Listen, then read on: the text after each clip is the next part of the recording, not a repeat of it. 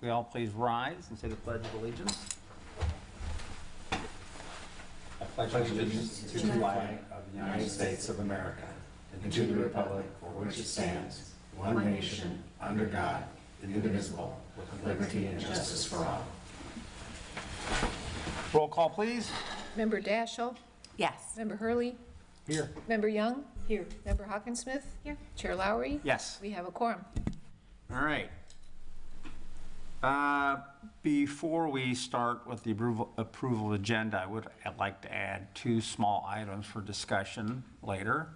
One is the update, which I think Jennifer is going to be able to provide some of that, of the alleys garbage pickup issue on Paso Grill.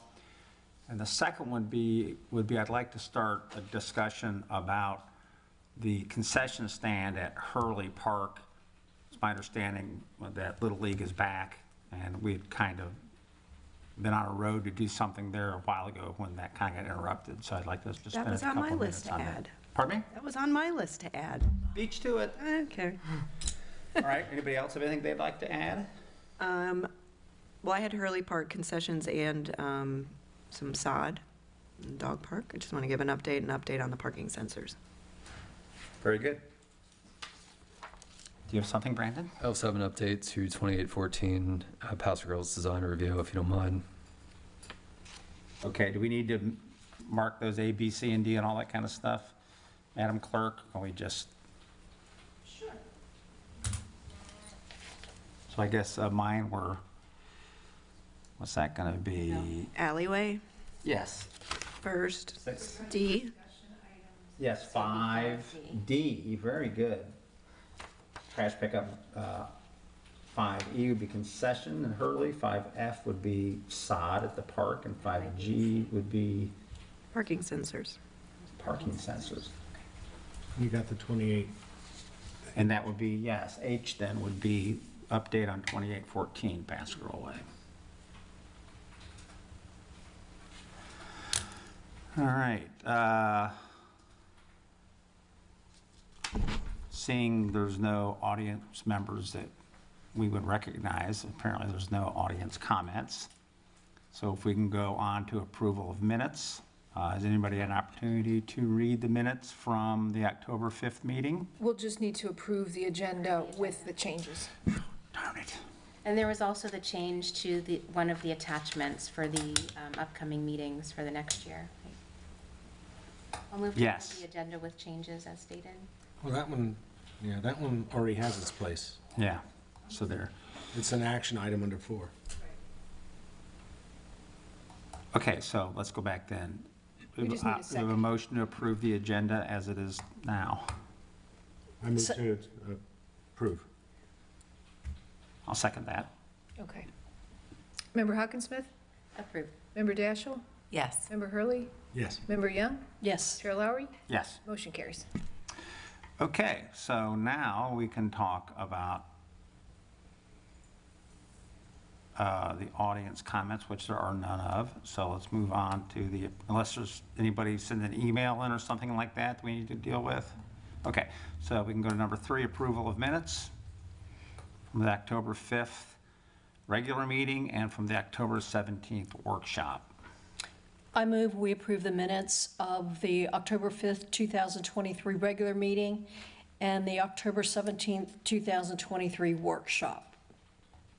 I'll second that. Member Hurley? Yes. Member Young? Yes. Member Hawkinsmith? Yes. Member Daschle? Yes. Chair Lowry? Yes. Motion carries.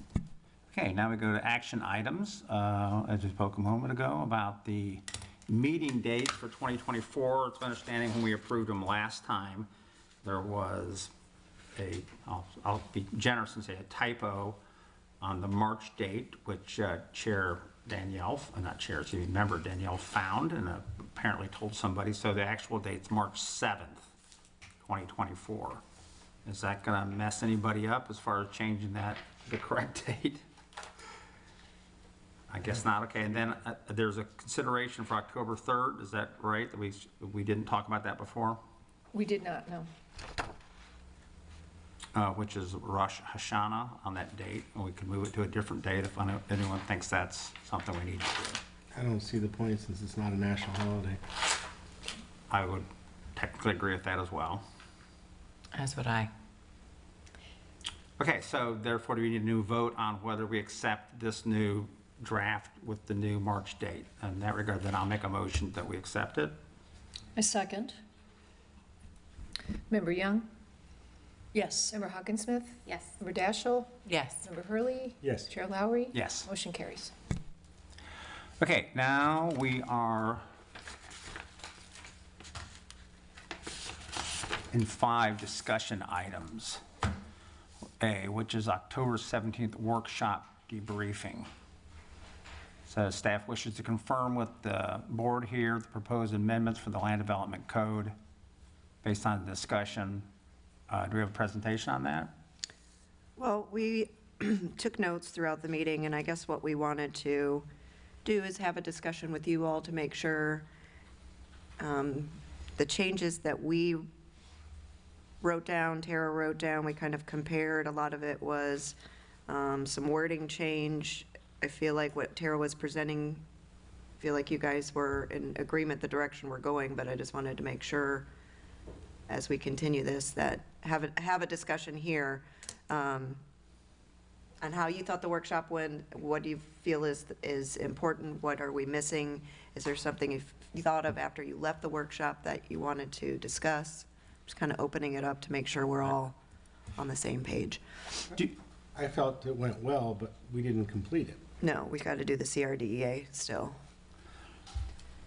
Do you have, just, I mean, I don't think I saw it. If you do, there's not anything for us to look at besides what was in the minutes that we looked at. There's no, like, presentation to show us the wording of certain things or anything like that, is there? I mean, I can go over our notes and see if you guys are in agreement with those. Is that how you'd like to do We it? combined all our notes, yeah, together.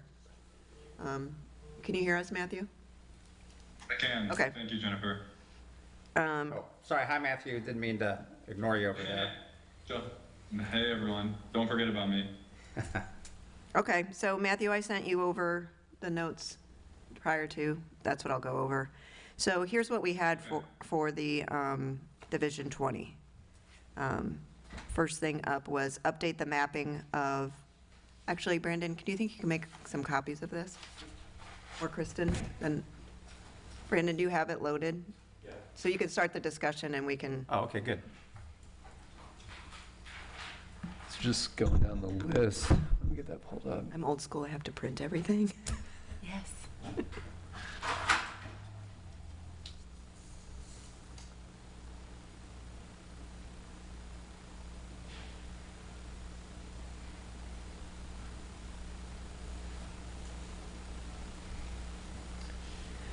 Okay, so the first wasn't an amendment to the actual regulations. It was to, and we've talked about this previously, update the mapping of the Paso Grill overlay to be consistent with the text in the overlay. So that would include all parcels south of 32nd, west, of course, of Vina Del Mar. So that would need to be a zoning and future land use map amendment. It wouldn't actually be through the Division 20 itself, but that would be handled in tandem.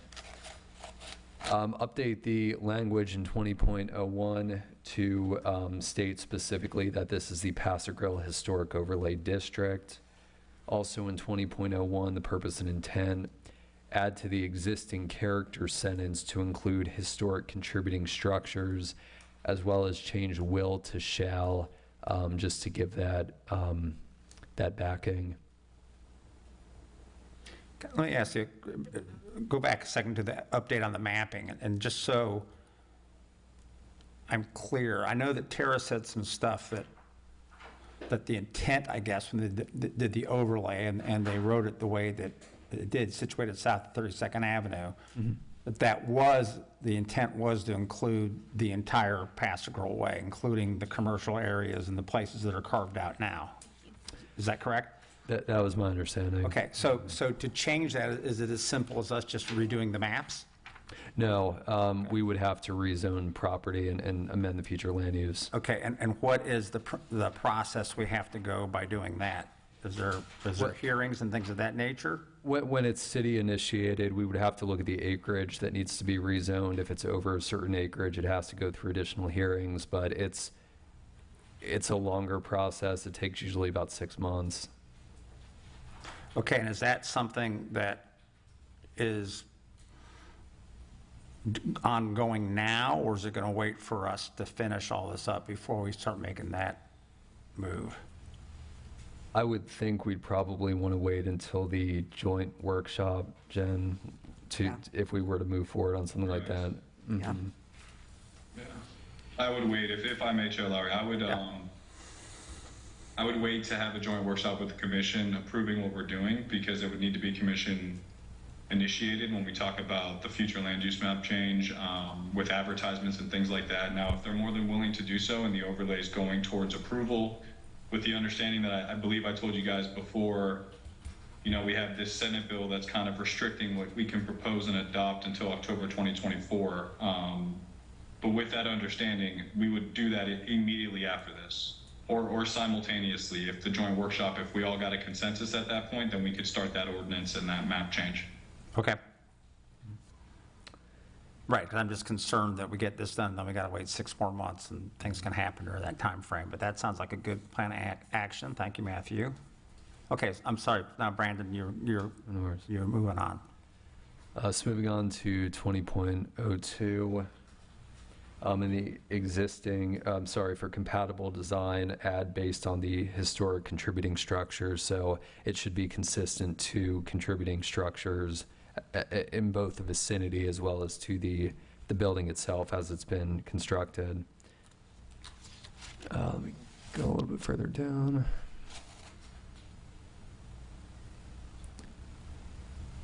In 20.07, update council to commission, city commission, and change board of adjustment review. This was a good point. It wasn't something I noted when we put this together. Board of adjustment doesn't always need to approve lot combinations or lot splits. It's only under certain circumstances where they don't follow the original plat. This board would be reviewing any lot split or any lot combination, regardless of whether it would go to the Board of Adjustment or not. So it would go to the Board of Adjustment when necessary, but it would always come to the Historic Preservation Board if it were in Paso Royal. Okay. Let's see here. This was a more general discussion. I don't know if I got, if I left with clear direction on this, but we were talking about the front setback standards for contributing structures. I think the last point we left off on was possibly using some kind of a front yard averaging. That's something we could come up with and propose. We could maybe bring back to you at the next workshop if you want to revisit this, but to make sure that there is consistency in the front yard for these certificates of appropriateness, to make sure that an addition may not significantly exceed another property on the block face. Is that something you would like us to put together? And Well, yeah, I think we did have some discussion about it, but you're right, we never really came to any specific conclusion. I would ask, and the rest of the board can chime in if they want. I think that's something I'd like to see what you could come up with, Okay. like you said, and see, because I think that would be a nice thing to have on some of those areas of the. The averaging will help, but didn't we come across that as we do away with the underlying zoning, that we're going to all be at the same overlay zoning, or the overlay setback? Correct, and that's what this is about. So if we This would hit it on average versus going a minimum 15 feet or whatever. the 10 number feet. is. Or 10 in new construction. Yeah, the overlay setback is much more towards the front than a lot of the existing. So, yeah, I'd like the staff to be able to kind of give us some ideas of what we think we can do. Some language we could at least take a look at. To give a little protection to the neighboring properties. Correct. great.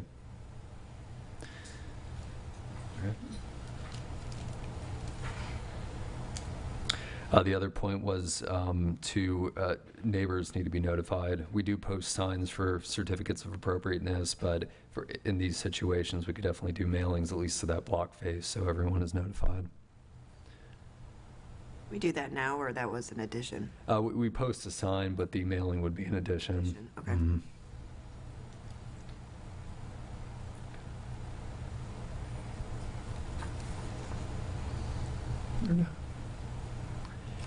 Section 20.14, this is a expanded section dealing with lot splits and assembly of parcels. We would want to make sure that we're evaluating and just include language in here. This is already looked at, but just for clarity, include language that there's no inadvertent vacation of easements or right-of-ways. That's already prohibited in the overlay, but it would just be added in as something that we would look at when these are brought forward. Also, using cleaner language for lot splits. Member Hawkinsmith, I believe you brought this up, and that's a good point. We have the platted lots, and we also have what staff informally call zoning lots, which are basically the assemblage of lots that make up a usable property, a developable piece of property, but we could definitely use cleaner language on this. I'm thinking probably zoning lot splits, just to state that it's not necessarily a split of the platted lot, it's a split of the property as it's being used presently. We can work on language to make that clearer.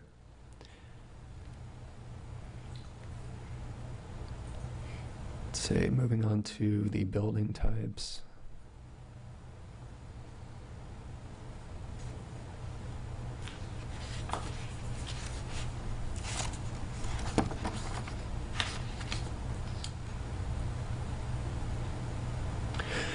There is a standard here that when a parcel is not located with alley access, the maximum setback may increase up to 5 feet if a driveway is necessary to park up to 1 vehicle.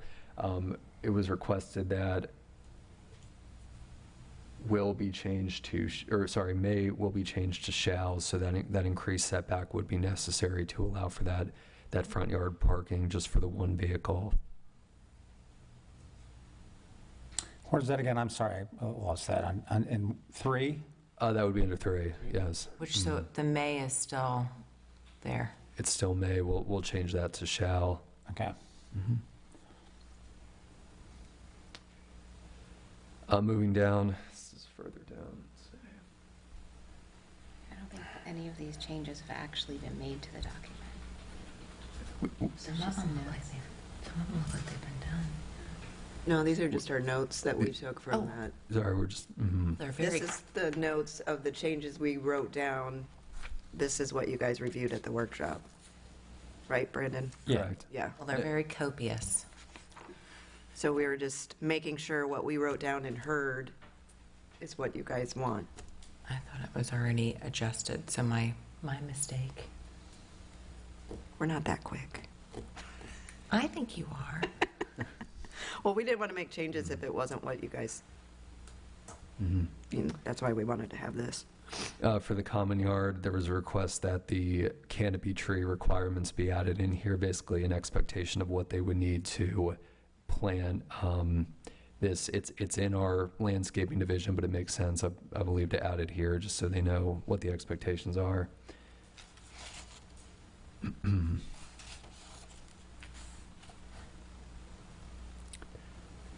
Under 20.18, review and basically come up with a map. This is something we could, again, present at the next workshop, reviewing the alleyway width at 15 feet, whether or not we may want to permit the 10-foot standard for the alleyways in terms of which lots need to utilize alley access. We drafted it to be 15 feet. And we would just map out and show you where the 15-foot alleys are, where the 10-foot alleys are, and we can revisit that standard. Okay, so what we're saying, I think what you're saying too is 10 feet might be appropriate as well. So we're saying we're not trying to, the obvious goal is to not have parking in the front yard. And I guess the question is whether or not the alleys are wide enough now to accommodate parking in the rear? Correct. I believe most of the north-south alleyways on Paso Grill Way are 15 feet, but that's platted width, a usable width. You know, they may be significantly smaller, so we would look at the platted width, and then from there we could look at the, the usable width, the encroachments and all that are in those alleyways if we need to. Most of the east-west alleys are 10 feet, but it would just give a general idea of if we enforce this standard, who would need to have alleyway access and who would be permitted front yard. And 10 feet is Access. considered navigable for vehicular traffic. Yes. Yeah, I mean, I think the idea is, I mean, going further down in the big picture, I would assume that Pass Grill was designed, the alley systems were designed, and all you gotta do is go down to the homes that are, you know, certainly south of 8th, and you'll see that everybody has parking in the back, except for maybe a brand-new build where they got a parking in the front, and I think we're gonna try to keep that from happening for a variety of reasons. And that was done, you know, when we weren't really talking about this stuff. So I think the way it's set up now, that was designed to be that way. And I think that would also apply probably north of 8th to whatever, 22nd, where most of the alleys are. What I don't want to do is create a situation where by ordinance we've empowered somebody to say, I get to have a front parking space because my alley's X number of feet, you know what I mean? Because then I think what we need to do is figure out how we change the alleys, if possible. Because it was designed to park in the rear. So we think we should, you know, to preserve the historic nature, we should do that. But no, I agree with what you're saying. I mean, we need to look into that, obviously, in the... Is this one of those things, Matthew, that we can't change until October of next year?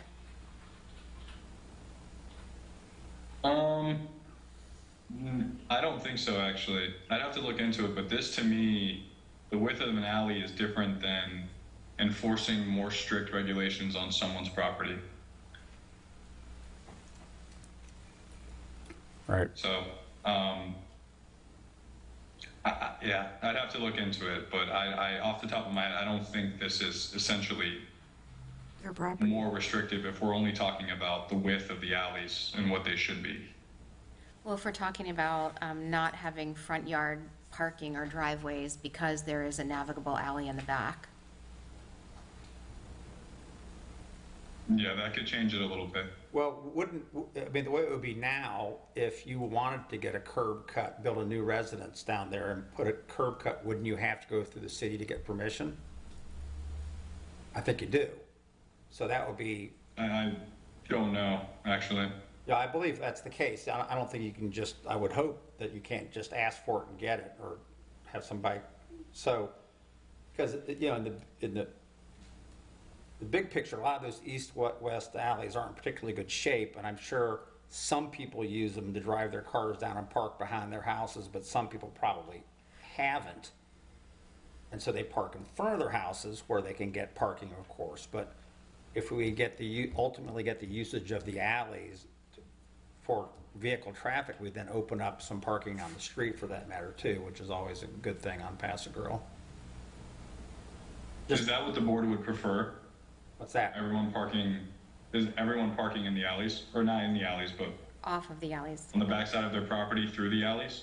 Yeah, for a couple of reasons. One is that's where the garages should be built and were built. So it keeps the garages from being viewed from the front.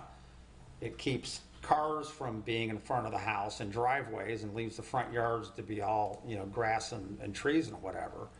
And I think if you go down there, you'll see that that's the majority of the homes are like that. They may not actually park in the back, but they can, and they don't have driveways in the front yard. That's what I mean. There's just a handful that are all relatively new builds that have gotten, and I'm not saying they all did, all the new ones, but some of the new ones were able to have their garage face the street and have a curb cut. But I think it's just a handful. And I don't think it's even one a block.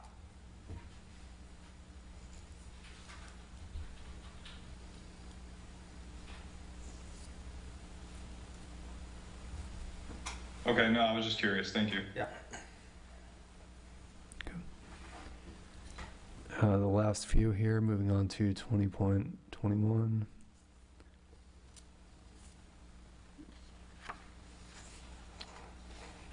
And that is the requirement to, if using mulch, making sure that it's contained within a defined barrier, no floating mulch down in Paso Grill. The thing about mulch, if I am reading this correctly, it should say if the material is floating, not is not floating. It should be contained if it is floating material. Okay, So that not needs to be eliminated. got it. Right. On that, since we're just talking, it just made me think, for elevated, where you want the screening for the elevated portion, does it say in there how high the screening needs to be? Does it need to screen the entire elevated portion? Correct, so that would be the garage level, effectively. Does it say that on there, though?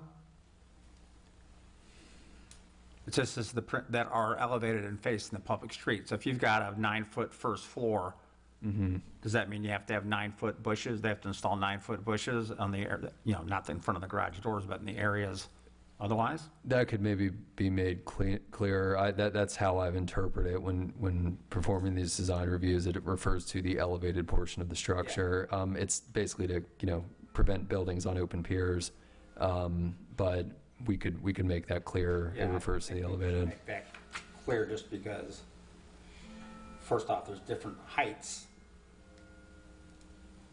So I don't know how we word that, because some people only elevate a few feet and some elevate 10 feet and whatever, but, and does it say what the screening has to be? Like landscape screening, I assume that word means something living, but does it not, maybe it doesn't. Can you put, lattice work or something there to solve that problem? Well, for the building itself, that is this item A1 here. So you can use garage doors, entryways, staircases, archways. Where's that? I'm sorry, I missed it. Right here under item Okay. 1. Sorry. And then there's also, in addition to that, there is landscaping screening that's required. But landscaping screening means growing plants? Correct. Live stuff, okay. All right. All right. And the last item, let's see, actually 2 items left. Let's see here.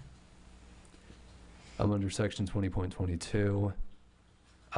We had discussed the requirement that garages be limited to a certain height, as well as that they should be placed behind the buildings. I believe our assistant city attorney talked about how there's pretty strict limitations on being able to enforce any kind of design standards. So, but I believe that placement might be appropriate. If the city can't enforce any kind of design standards, it would be appropriate to place them behind the building.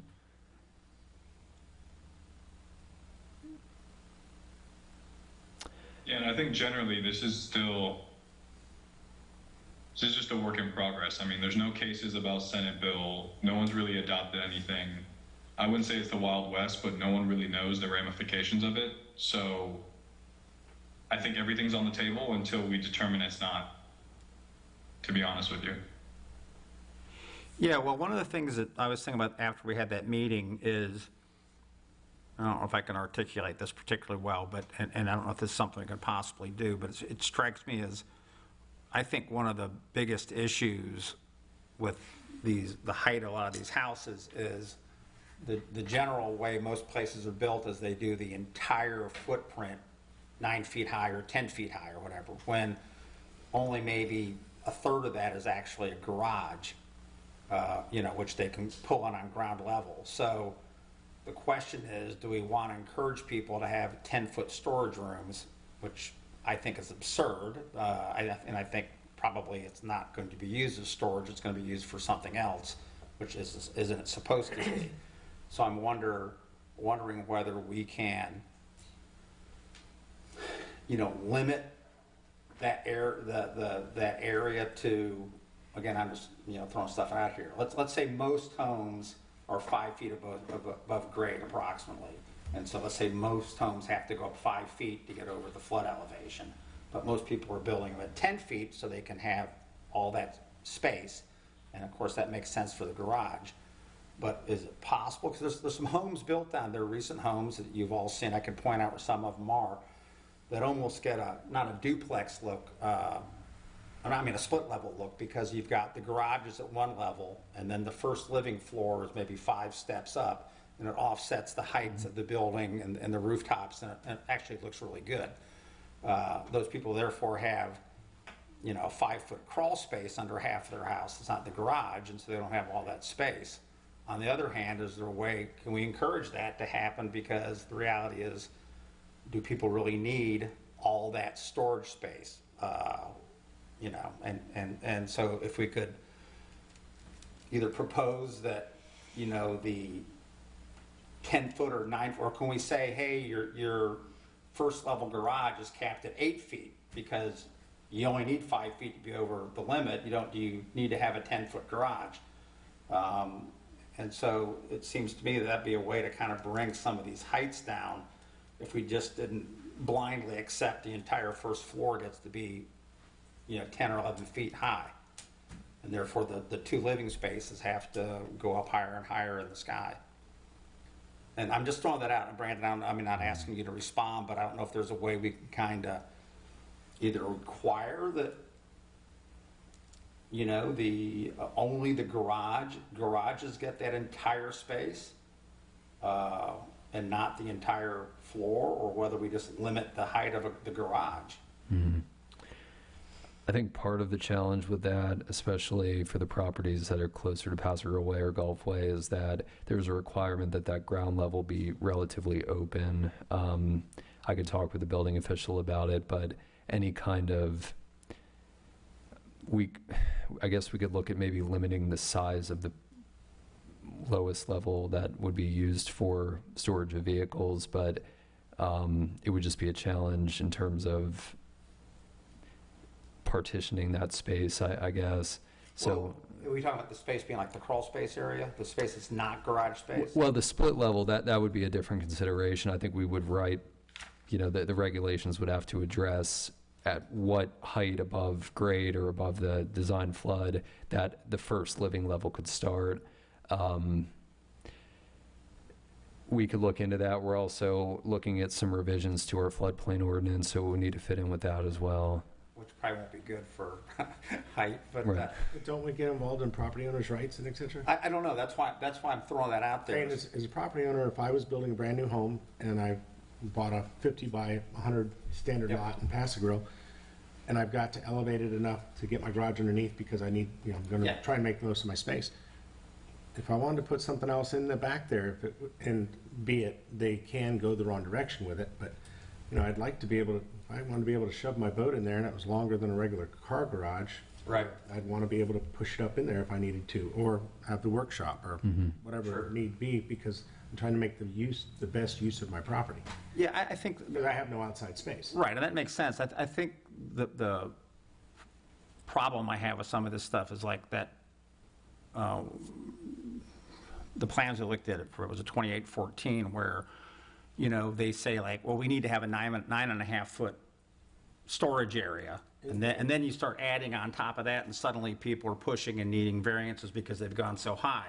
Again, you're right about that. You know, if you have the ability to take your ground floor or your first level down to where it makes sense, so you don't have to go for a variance, yes. Right. That's the way it should be. You shouldn't have to be able to say, oh, I've got to have 12 feet on my first floor, therefore I got to go 2 more feet higher than the standard.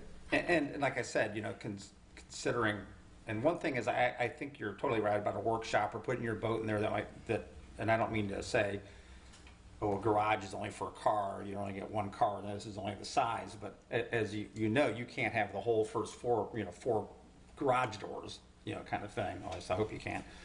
And so there are areas under there that, you know, like I said, do you need to have a step ladder to get up to your storage areas? I mean, come on, I mean, you know what I mean? People aren't using that for storage, they're using it for other reasons. And so, I'm just wondering if there's a way, you know, I could see how saying they have to have a crawl space is not going to work, but I wonder if there's a way we can come to some conclusion that the first floor, and sometimes, I guess I should say ground floor, right? I don't know, yeah, that the ground floor be capped at like 8 feet. I mean, I don't know, Your garage door is going to be, ceiling would be 8 foot, and the garage door would be what, 6'8"? I have in my notes that we had said at some point during the workshop, a minimum of 8 feet and a maximum of 14 feet. So I don't know where that, That's the adopted standard currently, so you would want to, Well, then that's So- something we could maybe deal with, right? That's what I'm concerned about is, Or if we have max on height, then that takes away from, if they want to have a tall garage, that takes away from, you know, the first and second floors up from that, or the total height, and that Board of Adjustments is just very judicious on handing out variances for Yeah, I- height adjustments based on the fact that a garage is, they wanted a 14-foot garage. well, I think, yeah, I agree. I think what's happened as a practical matter is that's become the standard thing. Everybody It's puts the it in. default of, Yeah, and everyone just does it. Every architect builds it like that, and we just look at it and say, okay, and then everything gets pushed way up. And, you know, and maybe, and there's some homes, there's a lady that's building a home down there that's just 2 stories, you know, and so she's, I'm sure, gonna be under the maximum height.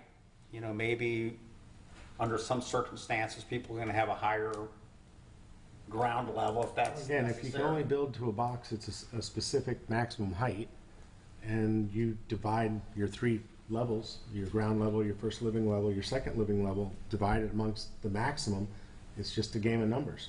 If you want I know. 10 foot here, you're gonna have to give up something there, or, you know, in some fashion. No, I know, but see, the end result is always the same number. And that's what I'm Exactly. saying. It'd be nice to have the lower number, is what I'm saying. Well, So lower numbers maybe- would be nice, but again, you know, the Board of Adjustment has not been giving away the variances to go for height that often. They say that they're already aware of it and they're concerned about it. So as long as the box size Right. is realistic. Well, I suppose if we do adopt a design guidebook or something like that, we could show some of those homes that I've referred to that have the, you know, the split level kind of look to them, which, Again, the split level is a great idea. It's just, you know, what we're talking about is 2 different views of the way people want to utilize their property. Some people don't want to have to go up a full flight of stairs to get into their first living level. And other people would prefer to have a nice entryway that is 5 feet above grade or whatever is necessary to meet their requirements. Yet the garage is still going to, you know, be there next to it, next to the entry. right, but also, I mean, along that line, you can have an entryway on the ground level, right? That, the split level ones I'm talking about Right. have outside entrances as opposed to inside entrances, right? All right. Take a Just look throwing at that that. out there. And the last comment in Division 20 was under the final section, general building design. What was just discussed, coming up with a design review book, we do have one that was started back in the early 2010s. We could expand on that and give both staff and applicants better guidance on what we promote in Paso Grill. So that's all we had written down. Jen, did you have anything else? Was there anything major that we missed? Could we get started on these changes, or?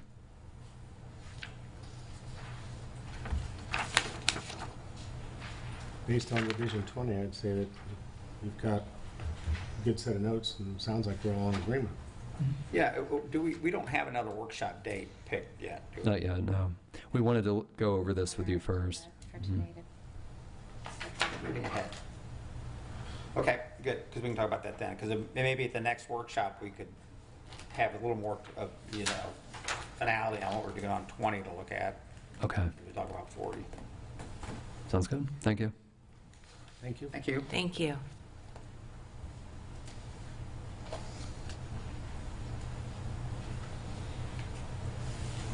Matthew, the next item, oh, go ahead. Bill, sorry. Yeah, that's the Oh, resolution. yeah, the resolution was approved by the commission. I think Chair Lowry was actually at the meeting as well. It was approved 4-1, so it's been adopted. And we took a couple of the members' advice. We're going to add it to the website. It would have been the first time us adding anything to Municode, so after more discussion with the clerk, because this is more of when financially feasible and possible, we didn't want to put something out there that could be appealable if the city has to respond to an emergency or do something without potentially bringing this in front of you. So for now, we're going to make it part of the book and add it to the website, but it's been approved. So I just want to give you that update. Thank you.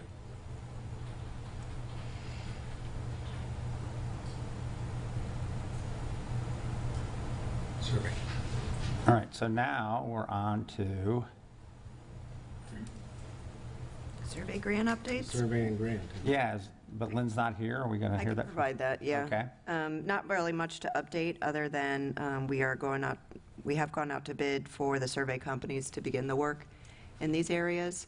I know Lynn went to the Bella Vista Neighborhood Association meeting last week to talk about the survey work and to see if there's any volunteers that are interested in helping with some of the survey work, so they can get a real sense of what it's all about and what the homes, what they're looking for, and what's entailed in it. So as we award a company that does the survey work, we'll do a push for volunteers, even if it's just for a little bit, just so you, and if you guys want to come in to volunteer and help do some of the work with the survey company, or just to see how it's even done. So that's the only update we have for the grant work. We don't have any, I think it's obvious, we don't have any date when these people are going to be doing this yet. We're just putting Yeah, that out for bid. once we get the bids back, then we'll Okay. have the selection for the survey work. It'll go to commission, so it'll be after the first of the year. Okay. Is there a deadline for those bids? The to bid's be coming in, returned? there is, but I don't know what it is. Can look it up. All right, so now we're moving on to the informational purpose only presentation, I guess by Brandon, on 2707 Pasquarel Way. Actually, we're going to do the other discussion items that we added. Oh, that's right. You got D, E. Remember D, E, E, F, G, H. I do, but I thought we always do that at the Rest of the end. alphabet. That was if we did all this action stuff. That could be Because the informational. original discussion- It could be informational if you want. Oh, because this is just, this is the informational aspect. Okay, very good. Okay, so where were we on Trash pickup. trash pickup? Yes. So Wayne and Mike Clark met with Waste Connections first, had a meeting with them, and then there was a drive around in all the alleys, which I believe Bill also went on, so he could probably speak to that, to really see what the issues are. So from that, Public Works is putting together a report on each alley, the condition, what improvements can be done, and that is going to be, it's not completed yet. Wayne feels we should be ready to bring that to commission on the 14th of this month.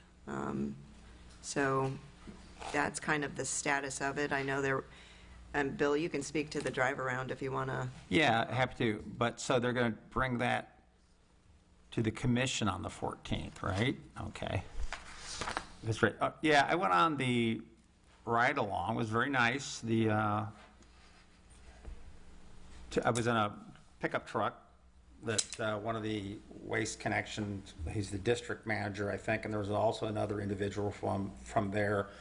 Not sure exactly what it is, but I think he's more involved maybe with the contracts and, more of the administrative aspect. And then Kate from Public Works was there and me, and we followed a garbage truck driven by one driver and one guy along that are both excellent drivers, and they're really the experts, so they really know what they're doing. So they were showing, if these guys couldn't do it, no one could do it, kind of thing. And so it was really very pleasant. They were all super nice. The thing that I saw right away was virtually every alley has some issues, but most of it is foliage. And because the trucks hadn't gone through there in 2 months, they hadn't really been, truck trimming the foliage. So it was a little bit worse than it probably normally is. And that was the biggest part. I think, just to put some numbers, I would say 80% of the alleys this is the north-south alleys we're talking about, could be taken care of with loppers and a pole saw. I don't think we really need any surveying. One of the questions I have, I don't know if anybody can answer this for me, I'm sure some of the city can, but Jennifer, I don't know if you can, is how the alleys are set up as far, Matthew, you may know too, is if a bush or tree needs to be trimmed, is that on the property owner to trim that, even though it's encroached into the alley right away, or can the city just go and trim that? In other words, do we have to notify property owners that we want to trim back some trees or bushes, number one? Then there's items like volunteer palmettos that grow all over the place that are probably grown up in the alley that are probably fully in the right of way. Can the city just take those out, or do they have to get get the cooperation of the property owners? Because I think the property owners would be cooperative, because I think they all want alley pickup or trash pickup, but that's logistically more difficult than just sending a truck down and some guys to clear out the area. So I don't know if anybody knows the answer to that. Yeah, and I can answer. If it's crossing the property line onto the city right of way, we can, but I don't know why the city should take on a burden of maintaining vegetation that's on someone's property. So I mean, me handling code enforcement, I would think that's the property owner's responsibility to maintain their landscaping. Okay. And then they should pay for it to be trimmed. But can the city cut it? Yes. Just like you can cut it as a neighbor if they're encroaching over your property line. Correct. As well, the leaves. So we have multiple options here. Yeah, I just meant from the standpoint of getting it done. Like I said, there have been some people in the community that have sent out emails to folks to talk about potentially volunteering to clean up their alleys and things of that nature. And it just kind of depends on who the onus is on. Does the city want to accept it?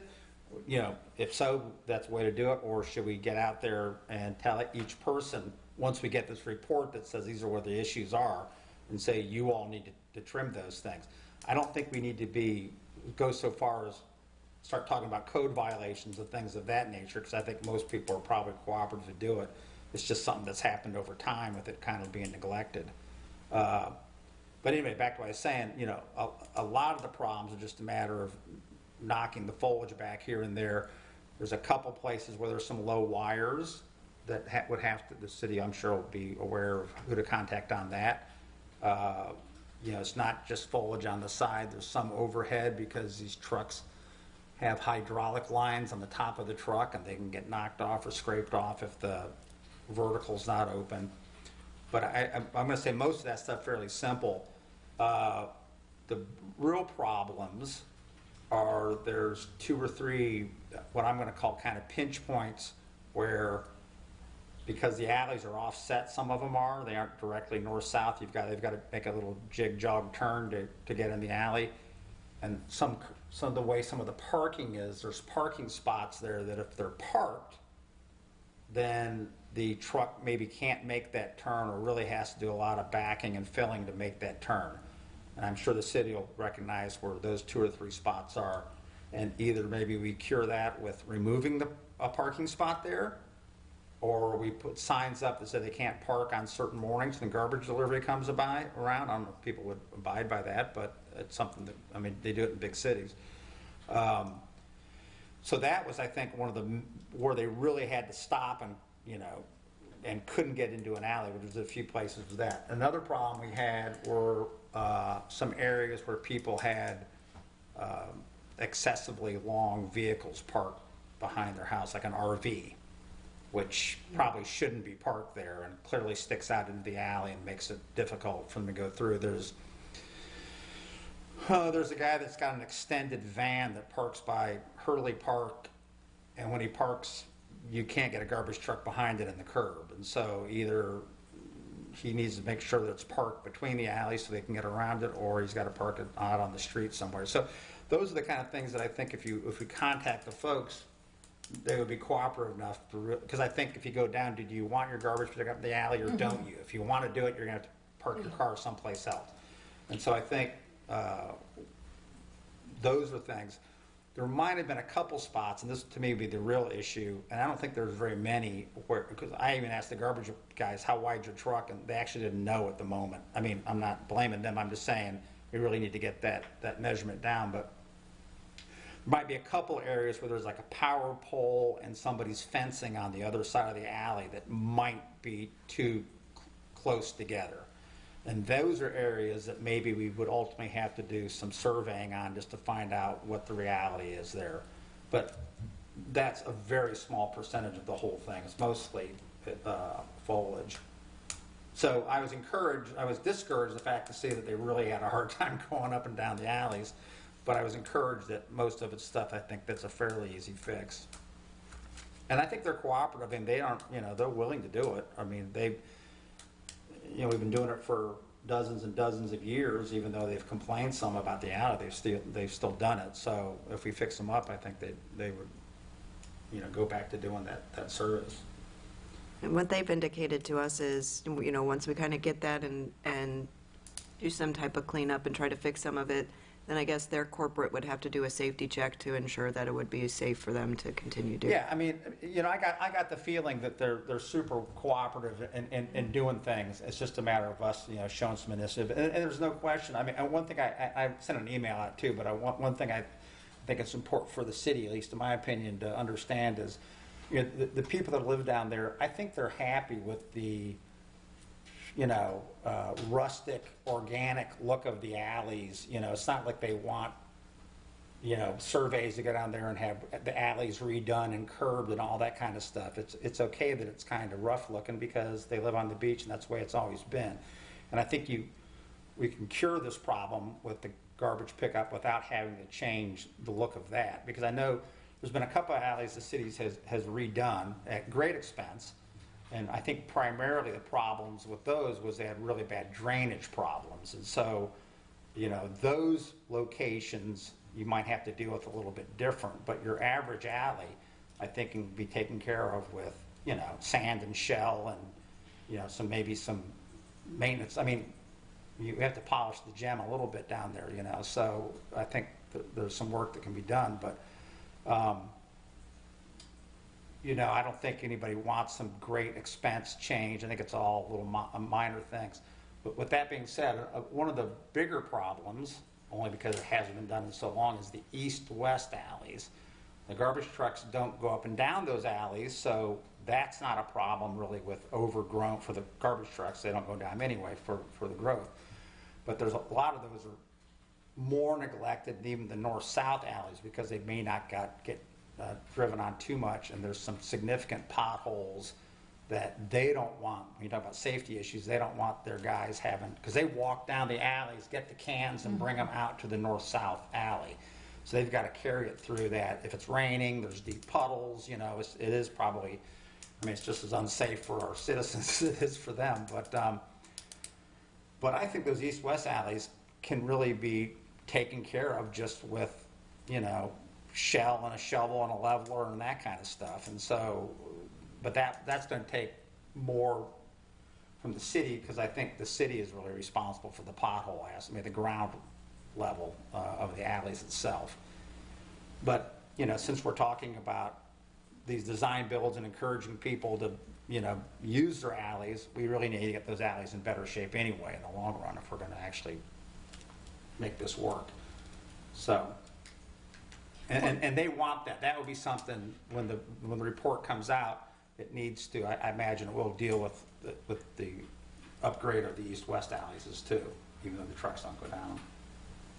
So we as a community really need to identify what's going on in these alleys, educate the homeowners as to what needs to be done to clear and make the alleys possible, and then come up with some form of enforcement so that it's being looked at periodically.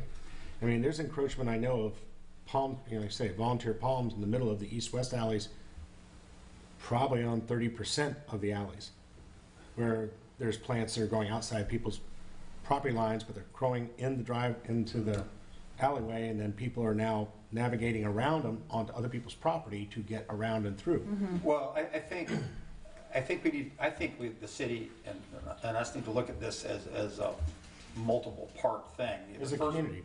Yes, if the first part is we need to take care of the north-south alleys for the trucks that go up and down. Right, but some of that may be identification. Some of those pinch points that you were talking about may be encroachments of volunteer palms and et cetera. That's why identification of what really needs to happen, and then educating the homeowners that are involved. Right. This needs to happen, this needs to come out, this needs to be trimmed back, whatever the situation is. It's on your property, yes, it's your responsibility, but if it's into the alleyway, then we're gonna need support from the city and or the community to do it. Yeah, I guess what I was saying is, that I'm looking at the east-west alleys, because for the garbage pickup, we need to make those foot navigable, Right. okay? Later on, for sure, we need to make them car navigable, but, that's not the immediate concern with the garbage pickup.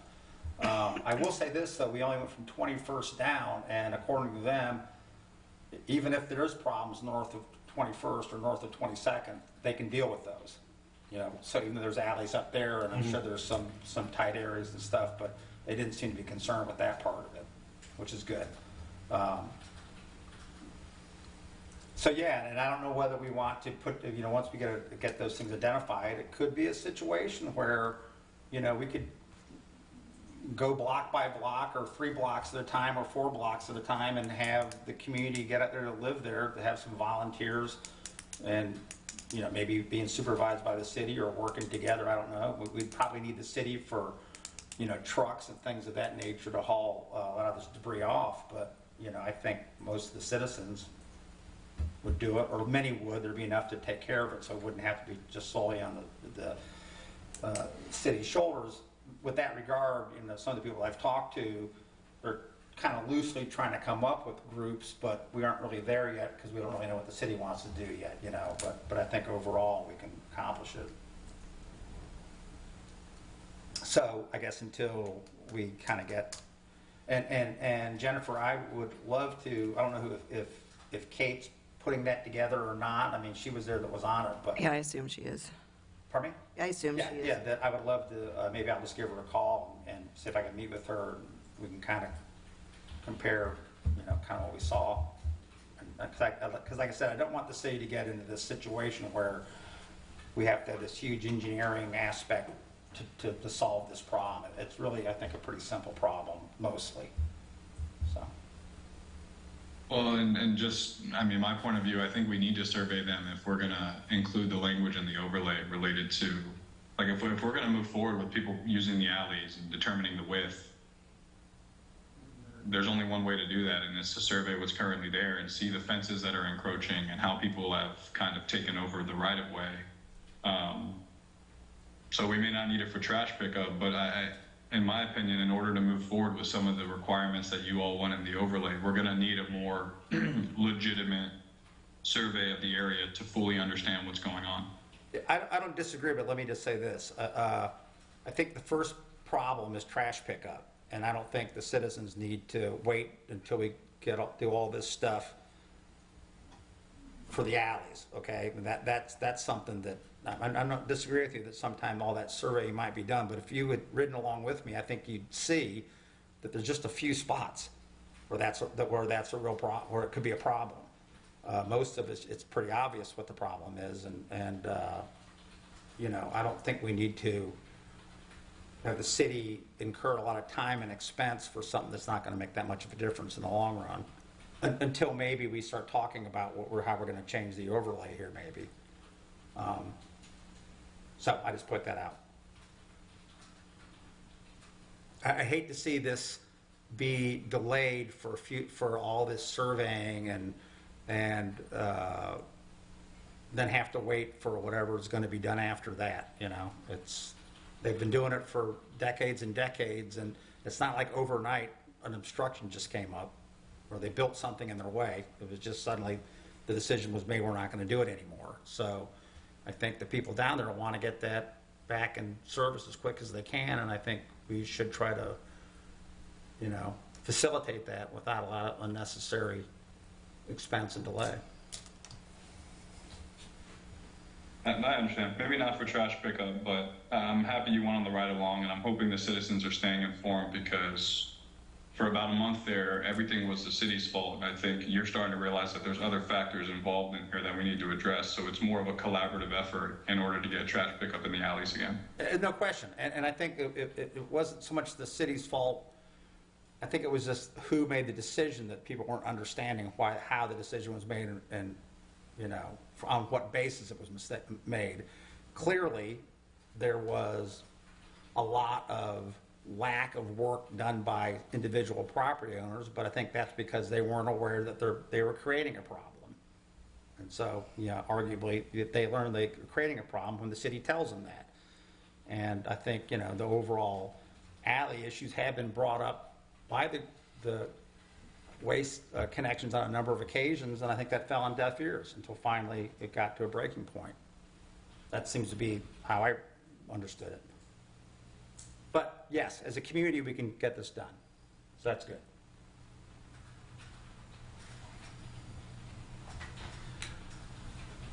So back on that, Jennifer, you said you think that Kate might have something done by the 14th? That's what Wayne indicated, but I Okay. will, No, I'll give her a call and see, maybe I can get with her next week or something, just talk with her. okay. Thank you. So out of curiosity, Chair Lowry, Kate, is that, Caitlin. are you referring to Caitlin Roy. in Public Works by chance? Yes, I am. Okay, I was just trying to understand who I need to talk to real quick. Thank you.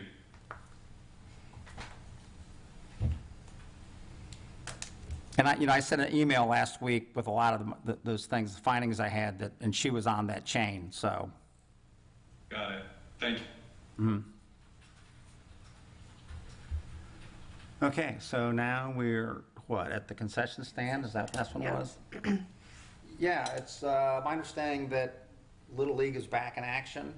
And I think, correct me if I'm wrong, I think a year ago or so, maybe when we were talking about this, we might have even had the architect, Jim, had he done something on the concession stand, like put something together? He did do a design, so if we had to do substantial work to it, that didn't change the Right. look of it. But I think now, I think Commissioner Stone and some volunteers of those that are involved now with the league want to kind of get in there and do some Yeah. do some work, like paint, just make it where it's usable inside, not really change much. The second floor might be a whole nother thing where that would come into play with what the design is that we have. I think after fall ball wraps up, in between fall and spring ball is where I think is a good opportunity to have any volunteers in there. It's actually not as bad inside as I thought. I went in after the storm. Got to rip up some baseboards. There's got to, we've already did the mold mediation in there. So the bottom floor we can get looking good, and even just like, another coat of white paint on the outside and get it to where it's usable, so. Yeah, okay, well, I guess the question would be, so Commissioner Marone is already doing something you said, is there, we can get keys from the city to go down there and look at that, get into it and do that kind of stuff if he wants to put a little group together? Commissioner Marone has a key. He does already? He's Okay, down there, didn't so know if that. you want to have him meet you out there to kind of Sure, check it out. sure. Okay. And then I think, so the design, whether that's relevant or not, I don't think we've ever seen that. Is that something maybe we would even? I don't know that we're there. Okay. That's going to be money that we don't have budgeted, yeah. No, I understand that. I'm just wondering if, like, for the next meeting, that's something we, depending on what's going on, we even look at, number one. But then we'd also talked about having that structure designated historic. And so maybe, and I don't, normally I'd probably talk to Lynn about that, but whether or not we can look into the nuts and bolts of having that done. We maybe talked for the about it next at meeting. length, yeah. Okay. Thank you. Yep. F is sod. So the dog park area at Hurley is mulch, and it's a constantly, Is it the floatable kind? I don't know. That's not what floats out of that park.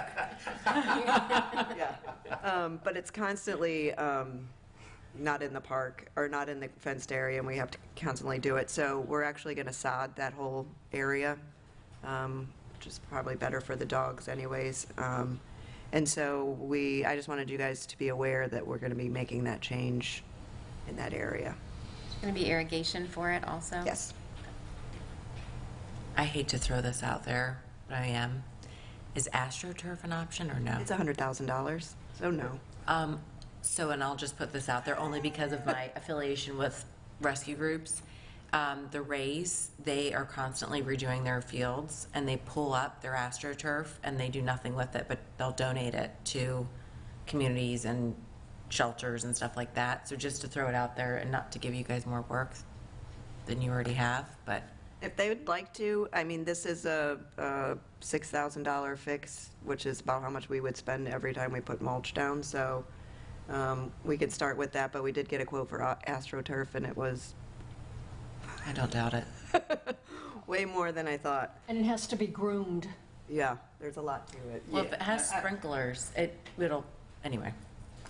Yeah, there's a whole thing with, Yeah. with the art. We have it at the hotel, and I'm in charge of grooming, and it's not so terrible. But that's also not a public park with dogs and Right. people. Yeah, I just didn't want you guys to see something happening and you weren't aware of what we were. Thanks. So, okay, we're just gonna go with brown grass for, because the dogs, doing what they're doing, that grass ain't gonna last very long. Well, before we had that dog park, they were in that park and on the ball field. Yeah, but they weren't. Anyway. Not to that concentrated extent. But it's better, yeah, I mean, it's better than having the mulch. I think that's probably a great idea, so, Yeah. good. And inexpensive at least to start, and if it looks like it's not something, then we can budget for another option or get the Rays to donate us some artificial. I would make some kind of analogy about what's on the field, but the Rays been pretty good this year, so I can't make that joke. Then G, parking sensors. So we are getting out of the contract with the parking sensors that are in Pass-A-Grille. We're going to be giving them 90 days so we can get them uninstalled before season. Any idea what it's going to look like where those parking sensors were? Is there going to be damage to the roadway or? I have some concern about that because I've seen some areas where they have been removed. I asked my clerk what the timeline was because I'd like to, hook up with the Golfway. But he indicated they wouldn't be ready for that until summer or somewhere after that, so. Yeah, but the little discs you're talking about, I mean, honestly, a good half of them have fallen off and been replaced. Right, I know, and I've seen where those are. Yeah, so it's just a There's little some slab. spots I think will be concerned that we could probably go over, but I was hoping to line up with that project to just make it all look good. But just so you know, they are being removed. Bill's happy? You got a frown on your face. I'm not, I am happy. It'll be great. That's I've The seen, first time he hasn't, I brought up parking sensors and he's not happy.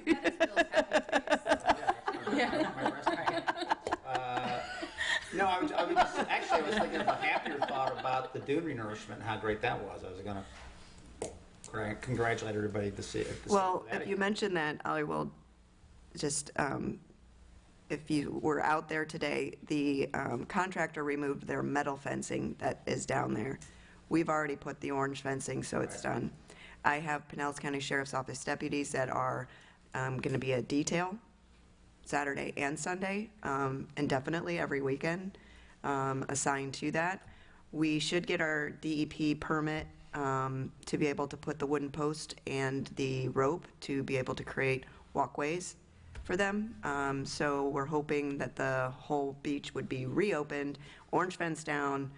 Our goal is that Friday before the Thanksgiving week, so. Excellent. And then would they wait until then to open that parking up down too? Yeah, once we open the beach, we'll open up the parking. Because right now you just want nothing down Yeah. there, nobody crawling over there. But they're crawling it. There was a lady I know yesterday they- with a shovel, making her own path. but I've noticed a difference since you guys put up that orange fencing. Yeah.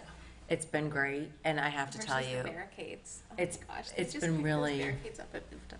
well, there was people climbing up and sliding down, but now at least with the orange fencing, it's not happening. Yeah. And the crew that's been out there has been exceptionally polite and kind and informative to our guests, and that's nice. And so also, so they aren't waiting anything for beach walkovers. They're just going to go ahead and make a sand trail because they. Yeah, and we're working on, because what we've noticed at Treasure Island is they're the same scenario right now, but people, and theirs opened up, they're literally making stairs in the sand because they got to go kind of over that 10 feet. We're looking at some type of matting that we can create an easier But they did. surface to walk over that line up with our wood post with the rope. Yeah, okay. That's my vision. Yeah, no, I'm just saying, I mean, that's what it used to be. They didn't have walkovers, there's the trail that you walk through, which if we had it roped off, that would be fine. Yeah, but we You can see couldn't- They made the dunes to include an area between them that you could get through, so that was wise. All right, Yeah. excellent. So that's the status, if you see what's going on right now. All right, now, if that little side note, thank you, was back on the discs, does that change the whole payment of parking down there then? How they do that? Now, the discs are to indicate where there's parking available. Gotcha. The only one that we went back and forth was the disc on 9th, because that's timed, and it was a little easier for enforcement to be able to tell when someone's been there. But we've added parking enforcement officers that are just assigned to Pass a Grill, so we feel like we can go back to the old way of Excellent. knowing if they're looping just that area, would be able to enforce it. So that was a discussion we had, I think, yesterday, but And start chalking the tires again? we talked about that yesterday, Gia. We did. Can we They get talked chalk about too? going back to the chalking of the tires, yes.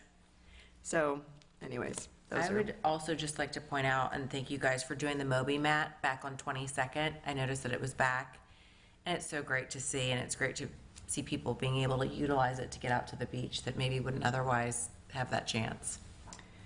well, and the matting that I want to do on those walks, I mean, they're not, I haven't seen them yet, but I envision something very similar to those Moby mats to get people, It's nice. not that it would be ADA accessible per se, but, and then whenever we do get peach tree nourishment, or if we do, then that's when we would put another Moby mat by the concessions. Very good. Okay, so we're on to, what was the next? H. Which was? Brandon, update, Yes, 2814. Brandon. Let's see.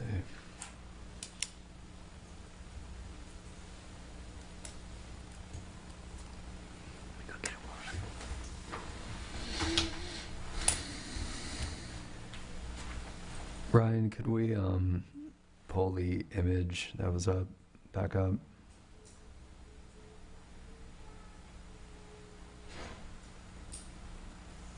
Oh, thank you.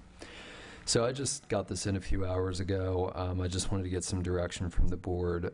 Tara, our consultant, and I have worked with the applicant on the front facade of this building, both prior to last month's meeting as well as since. They have made some changes. We believe they have improved the roof line here. They have made some changes to the sliding glass doors as well as the windows at the top level, and they made a change to the southern front of the home to add some consistency here as well. As far as the design of the building goes, I believe it does at this point at least meet the minimum standards. We are still working with the applicant on the height. You can't see it here. He has slowly whittled down the height of that elevator. It's now, I believe, just a little bit over a foot above the 32 feet. Does still need a variance. He has not made application yet. So the earliest that he would be going to the Board of Adjustment would be in December. It might even be in January. So I'd be happy to bring this back to the board if you wanted as either an item that he would be around to speak with, or if you would just like a final site plan. Again, this wouldn't move forward to actually being issued until at least the end of December. So there's still plenty of time. I just wanted to get the board's feedback on that. I can either follow up as an informational item after it goes to the Board of Adjustment, or we can bring it back with the designer if you'd like.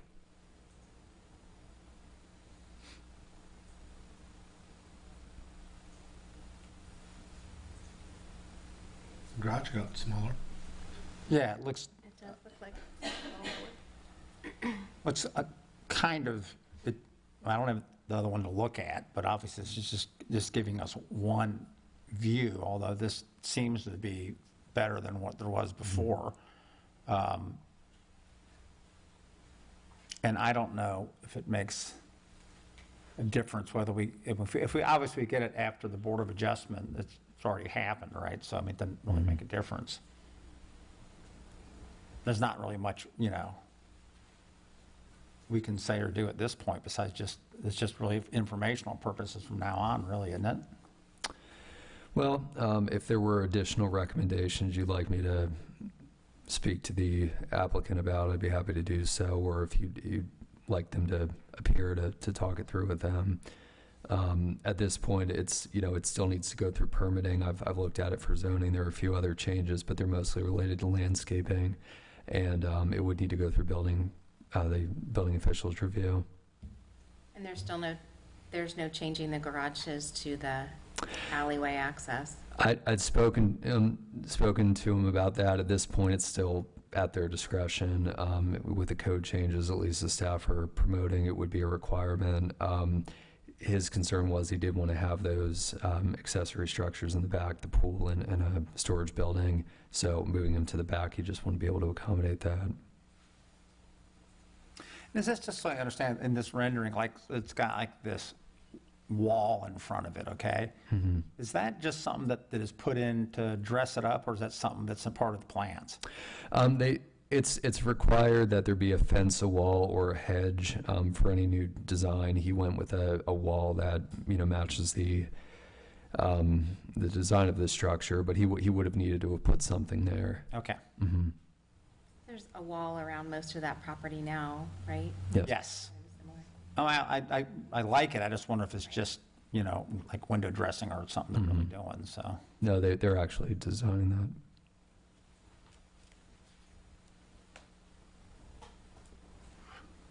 Well, what do y'all think? You want to see this again, or just wait till the Board of Adjustment makes, it's still, well, I don't know, the Board of Adjustment makes their own decisions, and I guess my understanding is they're pretty reluctant to grant some variances. I don't know if that's true or not, but it depends on each individual thing and stuff. Just And our scope is just mass and scale. I know, although, like I said, it sticks in my craw that we have an empty lot that needs a variance before, and by the guy just doesn't say, I'll knock it down the foot. I guess he did knock it down some, right, but still not enough to not require a variance. It's gone down 2 feet, but he still needs about 1.5 feet. So.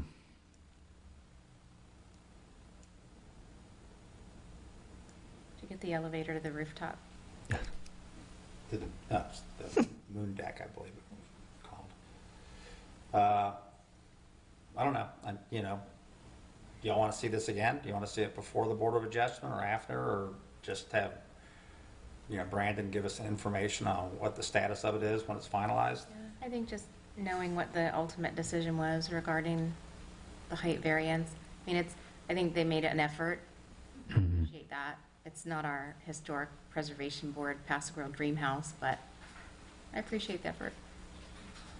Yes, I guess if you just want to, once you think they've got at the stage where they're going to get permitting and stuff, maybe just give us information on what the story is. That'd be great. Okay, will do. If I may, Chair, I think the board may want to know what you all think, though. Just putting it out there. They may want to know, hey, HPB saw this for design. They made some tweaks, but they're adamantly opposed to a height variance. Oh, I see what you're saying, for the other board.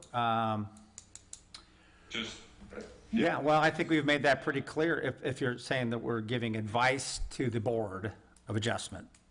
If we can do that, I think, and we can talk about it and we'll have a little vote on it if we need to, but I think what we've talked about, we have an issue with having a variance on a unbuilt piece of property.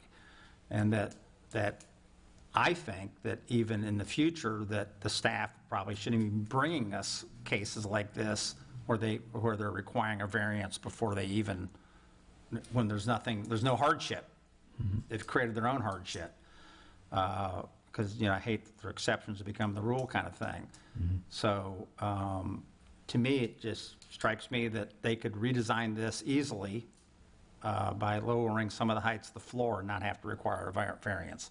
And in that regard, I would recommend that they don't grant the variance. I don't know if everyone else agrees with that or not. Well, then should we ask for them to come back in front of us, and then that way we would be able to give our recommendation to the board and say, we don't feel comfortable with this? Or we just say now, we don't support the request for a variance. Well, I think part of the problem is that's not really within our bailiwick, whether a variance is granted or not, you know, It's not a variance, but the code does, and I'd have to refresh my memory, so don't quote me, but I do believe there's a provision there where you can recommend certain things to the Board of Adjustment in the historic district, in the Paso Grill as well. I believe I've read that too, and I think that's true. And what exactly is being asked for in the variance? At this time, no variance has been submitted, so I don't have any specific relief that they're requesting. It's just based off of zoning's review at this point in time, saying this, it doesn't meet the requirements, you would require variances from such and such, because Okay. it doesn't meet the current code. So I guess what Then we wouldn't could, it be prudent for us to see it before Yes. it goes in front of the boards of adjustment, so we can make a recommendation on the specifics? yes, And we can do that once I receive the documentation and I reviewed it for completeness, just to make sure we have everything. That would be a step prior to assigning a hearing date for the application. And correct me if I'm wrong, Matthew, on that. We could do that, correct? Yes, as long as we're within, I don't know, 6 months, which you usually are, so. But at that time, when it comes, if there is your laundry list of concerns, I mean, you can't really make recommendations, but it would be great that I could combine all of them and provide that to the Board of Adjustment as part of their application package, if that makes sense. I think it's important to remember too, this is the interior lot.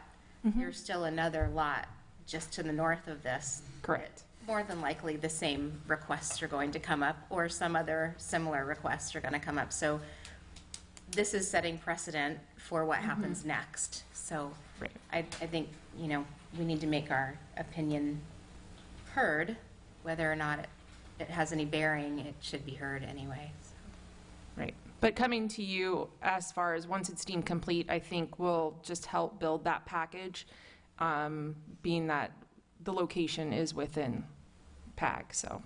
Do we need to put something in the record, like a vote or something, saying we'd like to see this back before us once the package is ready to be submitted to Board of Adjustments? Or No, I how will think- this get remembered? because they're going to. Yeah, no. You have your no, planning it's- staff right here.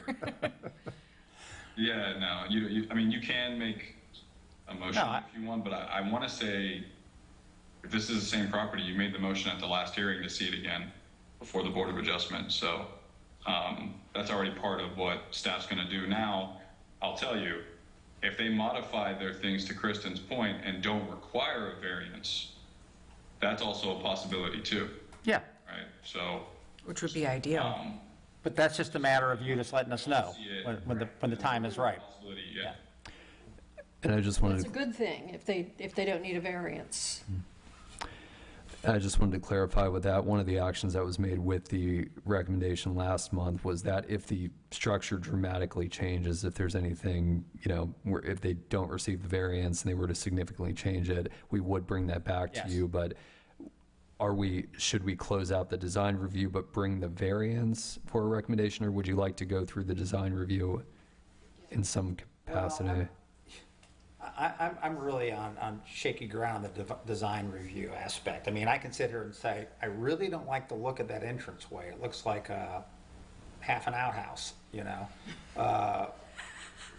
Well, it does. And so, but I don't know if that's, I have to be able to stick that in to say that there's, you know, something about it doesn't meet the design. And I'm just, you know, I can't really say what that would be other than I wish they would do something that makes it look different than that, you know? Looks like a lean-to. Yeah. So They could put a little Better than gate on the outhouse, front. right. well, they can do a whole bunch like that, but that's not really what we're here for, to, you know, to do that kind of stuff. And so I think to some extent, you know, we have to obviously rely on staff as to what these things in the design review actually mean when they talk about, you know, voids and whatever, things of that nature. You know, maybe there is some architectural term I could come up with to say, well, I don't really like that, but,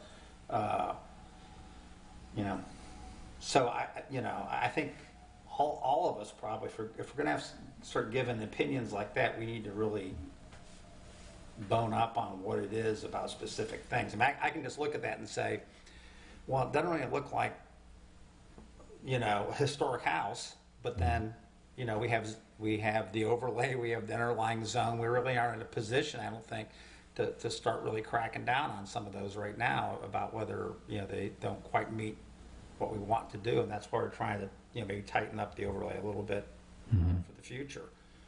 So, in that regard, I don't know. You all can certainly speak up. I just don't see where I would say there's something specific about it without knowing what the solution is. So, I think we're at the position here that you just said, Brandon, if they do something, that they make a radical change, you're going to bring it to us anyway, Correct. right? And if they determine that they aren't going to do the variance, they're just going to basically tell us that. And so I don't really see where there's a reason that we need to have a full presentation with anybody being present unless they actually change things radically. Does that make sense, everybody? Yes. Okay. So we will bring the variance back then for a recommendation whenever that moves forward. It may be in December, it might be later, or if they withdraw it or make it compliant, we'll let you know. Okay, excellent. Thank you. Thank you.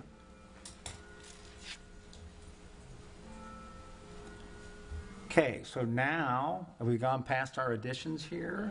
No, we got B. Information Thank items. you for keeping me in line here. So we're on to 6, 2707 Passenger Way, new residents. For information purposes, Brandon, thank you.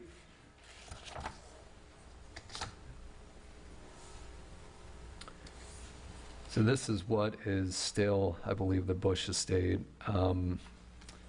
It is a new development, new single-family home. This just came in for permitting maybe 2 or 3 weeks ago. I took a look at it a week or two ago. It will likely change. I had fairly substantial comments, but I just wanted to share it with you. This is one of the properties that would not typically come to the board because it's being built to the underlying, and I just wanted to share it with you as an information item. Can you go back to that picture you had a minute ago? So I just have a question.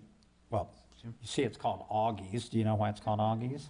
Augie Bush. Yeah, exactly. Okay. I think it's only one G, though. I don't want to correct the guy. Oh, really?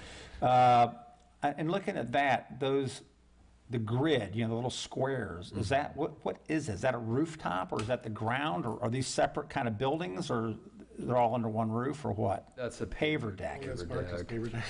Yeah. So is that a paver deck on the ground floor?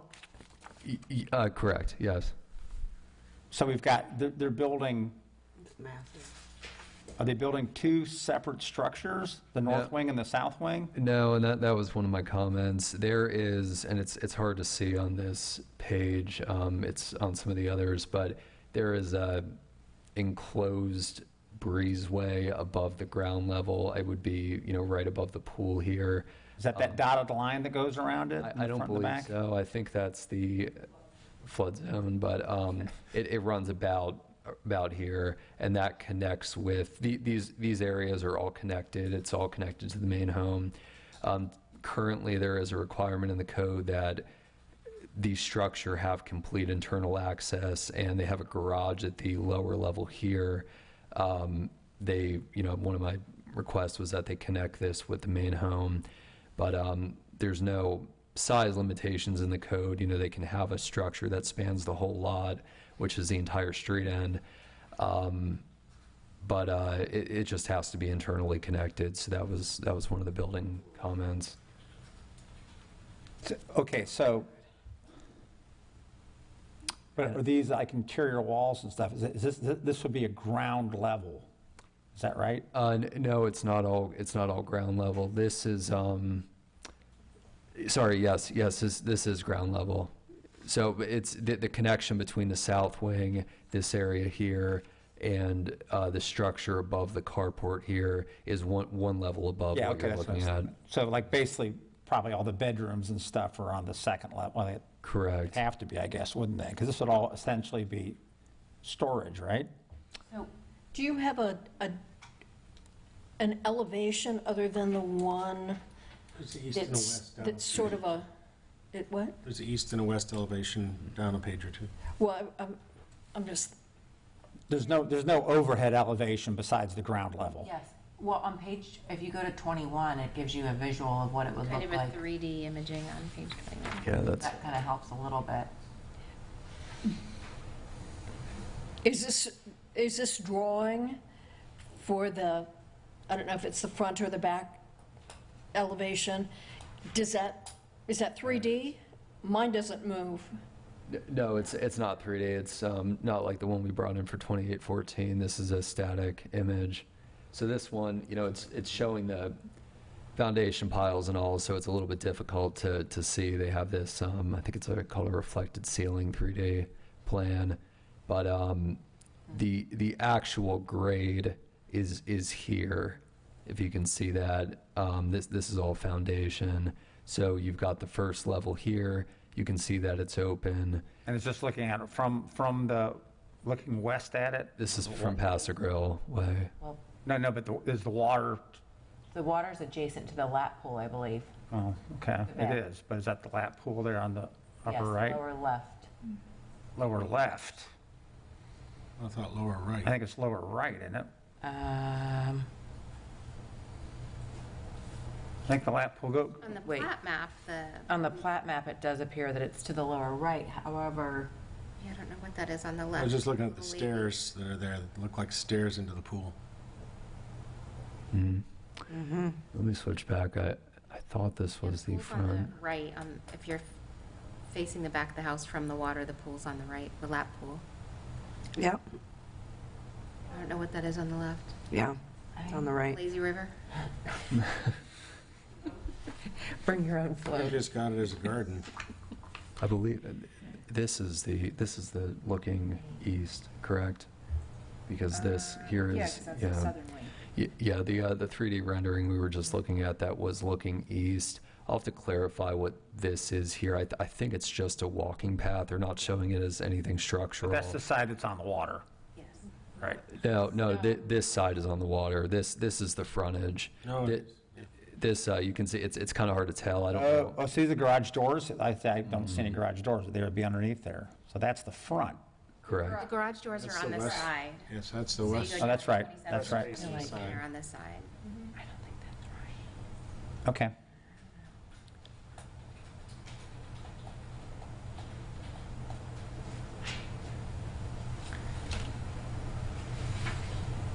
Yeah, it's kind of hard to figure out with all the see-throughs. Oh, yeah. But it does say that there's the dock.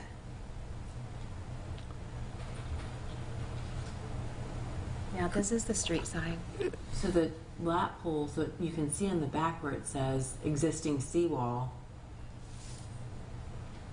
existing covered composite wood deck. What page is that? Page 16.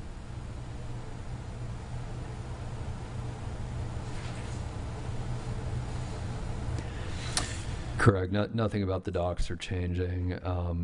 Those are all staying the same. This is only for development on the property itself.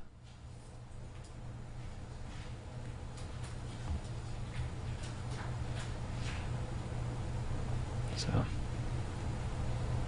And you said earlier, this is just, you just got these drawings, so there's much more they're gonna, I mean, I know this is just for information purposes, and thank you very much, because now at least in our minds, we have an idea of kind of what it's gonna be. So, we just know. right, we just brought these in. They haven't gone through building review.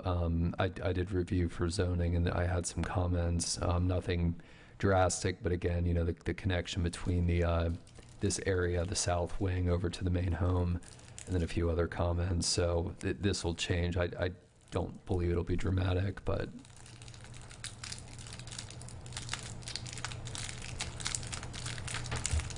So just indulge me, because I don't know how this works. When, obviously, these people bought this property a few years ago, so they've been, I guess, planning on building something, obviously, for a while. We knew, as of a few months ago, they got the certificates to demolish the 3 structures that are there.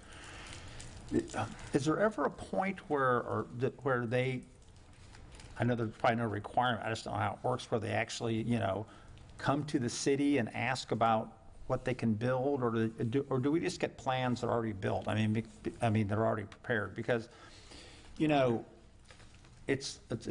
I'm not going to say it's a bad design, I don't know, but it's clearly not a historic district design, but they can still build it, I understand that. But I just wonder whether, people even try to make it fit in the neighborhood, or they don't know enough to make it try to fit in the neighborhood, or they don't care whether it fits in the neighborhood. And there's no, that's all on the owner to decide what they want to do. I mean, there's no way we can contact people, once they purchase property and say, hey, what are you going to build there? You're in a historic district, can you make it look like it was, 50 years old instead of 150 years in the future, or whatever, so. What was there was mid-century, I know. and then what's just to the north of it is pretty modern, right? I know. Yes, all I'm saying is, as we go along and we talk about, potentially just not having an underlying zone and and an overlay, I just sometimes wonder, I mean, they could have come in with another design that looked like a lot of the houses around them. Well, they don't come in with designs typically. Before they buy the property, that's when they get what they can and cannot do in that zone or in that area. A lot of times with their real estate agent. And so then they might purchase the property. They still have, sometimes. But that's often the case. Sometimes they purchase it not knowing anything, and then they come in and we say, you can't do that. So it's all different, and sometimes we can talk through it, and sometimes we can't. It's all different. There's no guidelines in place that we can get to people before they start spending money on a design sometimes. We just have the zones and what's in our code. No, I know that. I'm not pointing fingers at anybody. It just can be somewhat. I sometimes wonder whether people, if they're buying property and not coming down and not knowing, they may not even know it's in a historic district. No. And they just go ahead and say, this is what I want to build, just as if they live in Tierra Verde or something, and You have to drive by our sign to get there. Well, a lot of people don't really pay attention. They just, I don't know. I just, it's fine, and thank you for bringing it in for informational purposes. I'm just, And I do want to say, more frequently than not, they do, in Paso Grill, they do know that, even if they're new to the area, they know there's something, so they'll come in to meet with the city. The last case we just looked at, 2814, that did come in as a building permit before we had spoken with anybody about it, but that's not typical, so. And Brandon, I'm sorry, you said that you did address the bridge? Yes, it's really it's just a zoning item related to what's allowed for this property. Despite the size of the lot, they're still only allowed a single-family home, so all of the areas of the home need to connect with one another. They couldn't have a separate garage apartment or something like that. So they're not currently proposing that, but there does need to be a connection from the garage to the main home. And there's multiple ways they could do that. They could have a connection from the garage to the upper stairs of the south wing, or upper floors of the south wing, and then go over, but they just need to figure out how they're going to do that. all right. Well, thank you. Welcome. Any other questions? Go on to the next, which is the pool at La Tortuga. So this becomes a question of where's the front yard on that vacant lot?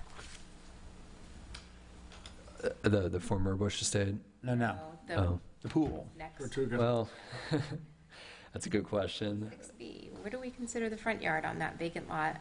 And is that pool in it?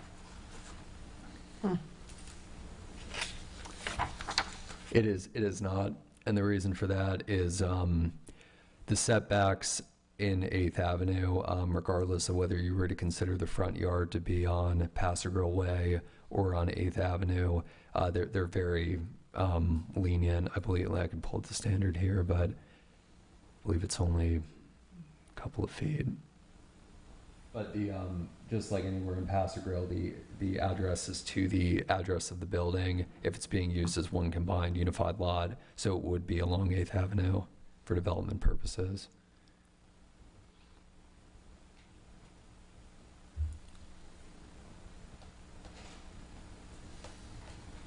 But on a corner lot, are you not considered to have 2 front yards? You are, and there are standards for 8th Avenue for each of those yards. I'm pulling those up.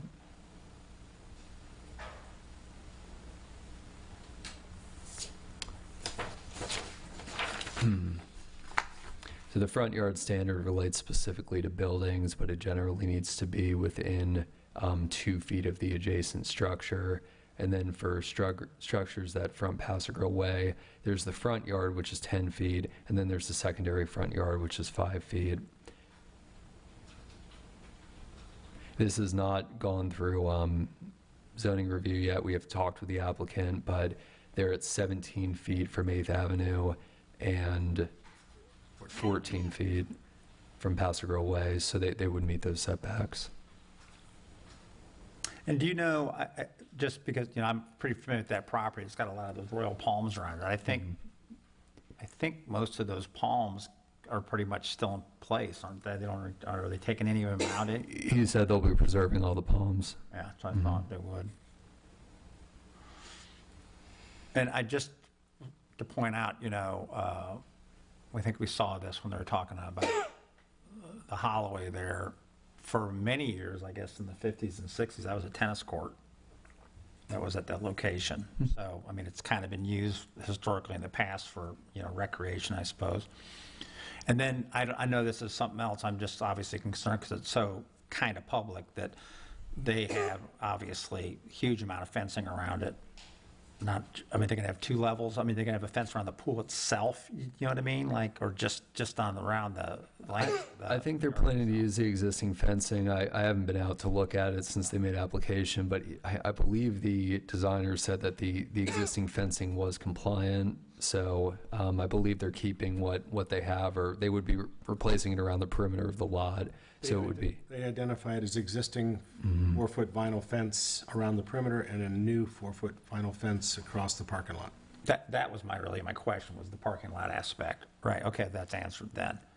Because that's so open, the parking lot, for example, kids can walk into the parking lot. That's what the fencing's kind of for, to keep them out. And is this lot officially conjoined with the lot to the west of it? Or are they 2 separate? They're conjoined through ownership. If there were, the way it works in the code is if there's development that requires a formal covenant or something like that between the lots, and that would occur with, for example, if the Holloway had moved forward, if they were looking to receive the density of all the property together, there is a requirement to combine those lots, but because they've been used historically, just being in Paso Grill, they are considered combined for that purposes. Now, he wanted to be able to split off and sell the lot as just a pool lot. It doesn't have a primary structure, but it can be used together as it's owned. Or it could be sold and combined with the lot to the south of it, adjacent. Correct. At which time then would this be in the front yard? Because then it would be a Paso Grill Way address. No, it would meet it regardless, because the front setback for properties fronting Paso Grill Way is 10 feet, and then with a 5-foot secondary yard, and they would be at that case 14 feet from the front yard, and they would be 17 feet from the secondary front. That would make 8th Avenue the secondary front. And then if that lot to the south of it were conjoined with the pool lot, the lot to the south of it is residential, is that correct? Commercial. That I'm not sure offhand. It's residential or retail, ROR. Okay. So is actually the north side of 7th, even though there's no retail along there. So I think, let me ask it another way, so right now, this pool is part of La Tortuga. Yes. And as one owner owns those 2 pieces. Mm-hmm. Have they combined those lots? They're combined under title. I don't believe, we rarely see there's been any kind of covenant or subdivision or anything like that for properties like this. Because the way, I don't know about original plotting, but, you know, when we were talking about the Holloway and stuff, there was no question that the lot to the south of that was a separate lot. And then they wanted to combine that to do the Holloway. And so if they build this pool, which let's say they can, and it's part of the La Tortuga, in the future, I think this was asked, but I just want to be more clear on it for my own sake. Could the lot to the south, could they buy just this pool lot and not buy La Tortuga, and then combine just the pool with the lot to the south? They would have to split off. Again, it's, you know, going through the site plan process, they would need to combine these lots in some way. There's multiple ways to do it. Typically, we see covenants just because they're the easiest to deal with from a bank standpoint, but they would need to split it back off and sell it again. And would that be something that would come in front of the city commission? Presently, no, but I think that we are looking at, with the updates to the CRD 8th Avenue District, that any lot splits would come to the historic board and then city commission, so you would look at that. I'm not even, so I was overly concerned about the historic board, I'm just concerned whether it could be done without citizens having a vehicle to be heard. You know, like the city commission or something like that, where we say, you know, some things they have to have decisions, so there has to be kind of a public hearing. Currently, the lot split regulations only apply to Pass or Grill. I know we've had this conversation, but this is outside the actual overlay. But under the new regulations, it would go to public hearing. The new regulations aren't So this effective. does have, on the property appraiser's website, it does show the La Tortuga building and the parking lot all the way out to Pasquarel Way is all one tax ID number, so it's all one. No, I think it is combined, but I don't know if they can split it later and sell half the pool part to the other group. I don't know, just wondering. We've got them identified as Lot 1 and Lot 2, so conceivably, since it was platted separately, it could happen. Yep. Right. And just out of curiosity, who would be, is this a public pool? Is this? I don't believe so. No, it's private for the guests. And just since we're talking about this, I know you may not know the answers to this necessarily, but, and Matthew, you may be able to weigh in on this. Could La Tortuga decide to have a cabana club or a beach club and allow people to come use their pool and without having to rent rooms and do things of that nature, and therefore turn it into kind of a public pool attraction? I don't know the answer to that off the top of my head. Right. No one's ever proposed just a community pool with no affiliated primary use. So that would be interesting. No, I'm not talking about a community pool, like a public pool. I'm just saying, For private membership. events or private- yeah, we want to have an event where we're going to have, you get a wristband and you can come sit around our pool and drink and then go back to your hotel someplace else. Well, it is marketed as event space, the parking lot is, not, the pool doesn't exist, but it is marketed as event space, that area, the green space there by the parking. Yeah, but I guess, Brandon, not to put you on the spot, but I mean, could you have a pool as a primary use? No, and there are districts. The St. Pete Yacht Club a few years ago put in a pool, and that was an expansion of a private club, so that was something that went through a different procedure than this. The reason they're allowed to have this pool is because it's considered a guest amenity for the hotel. So to operate a pool cabana club or something like that, I don't want to say 100% it couldn't be done, but that's not what they're applying for under And this. that's not the spirit of what's supposed to be. Correct. I mean, I certainly understand they have a right to have a pool there, and that's fine. I mean, you know, I It know. would be affiliated with a primary use, that being of a hotel. Right, but the Don has memberships for the pool, or like day pass kind of things. I assume they would be able to do something like that. Right, but I think Sherry Lowry asked the question, like, if they don't, right, if it's just a pool and there's no hotel affiliated with it, correct? no, well, no, what I was asking was, I understand a pool for the usage, here's what I'm concerned about. You know, that area, you know, you have 8 rooms there, let's say. I don't even know if they have that many, but let's say they have 8 rooms, okay? to rent. And so you would imagine there'd be not that many people hanging around the pool because there'd have to be people that would be staying in the 8 rooms. What if they decide, well, we want to market this as for people who come to the beach, they can come hang out at our pool and drink at our outdoor bar or whatever it is that's affiliated with the hotel or would be affiliated with the hotel. And then suddenly you've got, a situation where you've got a lot of people down there, that aren't staying at the hotel. And I don't know if they'd have to get a separate use for that. Probably so. I mean, that begs the question: is could the Keystone do that then?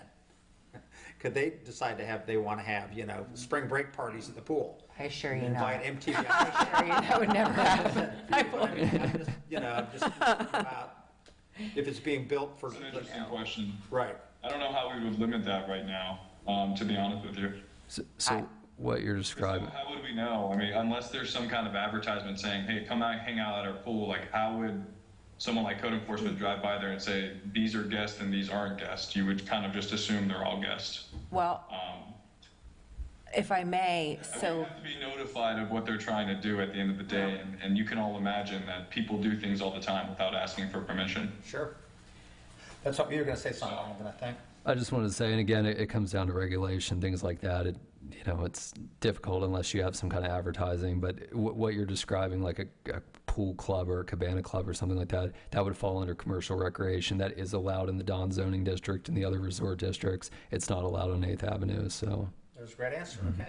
So Thank you. if this were to become just as, and not to kind of take it to an nth degree, so that particular, so La Tortuga is only, I believe, 12 units. I think 12, yeah. It is I said 8, 14. I don't know. Yeah. I think it might be 12. Okay. So, and just because I'm down there every single day, and I would love to see them full, for the record, like I would love it if they were busting at the seams, but they're not. So then is there a way to confirm whether or not the people that are utilizing this pool are not people that are coming in off of the street or are not people that are coming in off of the beach? I guess there's not. It would just be like a code of honor or. Your pool. I mean, obviously, if it got out of hand, I mean, from what Brandon said, they really aren't permitted to use it in that fashion. And so if that was to occur, then we'd have to deal with that when that came up. I suppose the question would be, are they aware that they aren't supposed to be able to do that? So you probably don't know the answer. I'm just saying, That's all right. They apply for a special event, Yeah. Jennifer. I mean, that I don't see how we limit. There's some things that we're going to have to process anyways, whether it gets approved or not. But if they come in and apply for a special event because they want to have a pool party. Yeah, no, my only question was, I don't have any problem, I mean, I recognize they can put a pool there, and that'd be great if they have a pool, I don't have a problem with that. I'm just looking if there's, what codes, if any, exist that would potentially stop them from abusing it, and it sounds like there are some there, because they'd be using it as for commercial use that's not in the CRD right now. So that's all I wanted to know, whether it was potentially wide open or whether there were ultimately some restrictions, knowing that they can put one in. So, I don't know. This is, like I said, it's for information, right? So. And I'm worried about the lots. Yeah, well, you've kind of answered that, where we're kind of headed as far as what we're going to do with the overlay. But what did you say a moment ago, just so I have it back in my head? In the CRD, they would be doing that. That would be a commercial what? It's a commercial recreation use if you're operating a pool for the public in general where there's a collection of payment. And again, that comes down to the enforcement of the use. It's going to look the same as a hotel pool. It really just comes down to how it's operated. Right. But it's 8th Avenue allows for hotel accessory pools. The resort facilities, which is the Don's zoning district, that allows for the commercial recreation, higher intensity. So it's not comparable to the Don, for example, that Right. has the club. Is and the there, day for a passes. commercial pool, is there like a maximum occupancy and things like that have to be posted? I believe that's through the health department. It's not necessarily through us. On the plans. Yeah. You have better eyes. Okay. Any other questions about our pool?